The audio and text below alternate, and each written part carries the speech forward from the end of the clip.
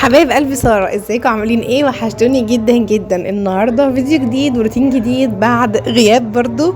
النهارده هبدا اعمل معاكم روتين اليومي بالظبط، وازاي يومي بيعدي بما اني بروح البيوتي سنتر، وكمان بحافظ على بيتي ازاي، وبخلص كل اللي ورايا ازاي.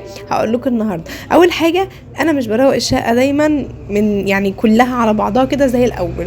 انا كنت يوم في الاسبوع كده بشيل وبنفض وبكنس، لاني اساسا مش قاعده فيها زي ما انتوا عارفين.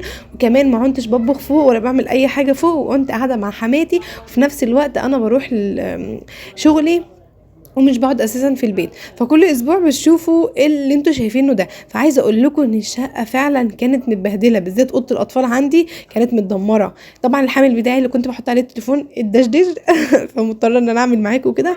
اول حاجه شلت السجاد بقى وكنست ومسحت وظبطت الدنيا، وبعد كده فرشت الاطفال وفرشت السجاده على الناحيه التانية، علشان حسيت ان هي متنيه وكده ومش راضيه تتفرد، فحطيتها بالشكل ده.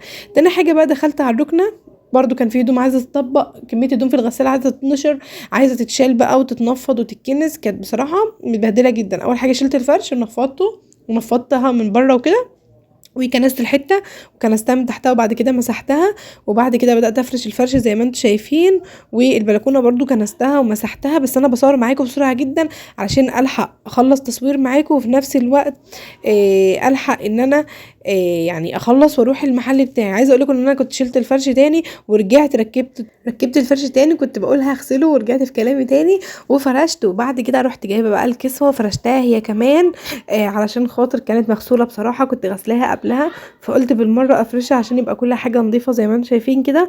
وحطيت بقى الفواحه دي وخلصت ودخلت بقى على المطبخ. عايزه اقول لكم المطبخ كان متدمر، مع اني ما بعملش فيه اي حاجه، بس عباره عن تراب وعايز تتنضف ويتمسح. قفلت بقى انا الكاميرا ودخلت عليه، غسلت الطبقين اللي في الحوض دول، وغسلت الحوض وغسلت السيراميك وغسلت الرخامه والبوتاجاز، وبقى ده شكله في الاخر. طبعا نضفته كويس جدا. بس كده المفروض بقى ان انا خلصت البيت، بخش البس دلوقتي علشان كمان اليوم ده كان عندي حجز ميك اب، فكان لازم اروح علشان احضر الحاجه على التسريحه واضاءتي زي ما انتوا هتشوفوا كده بالظبط.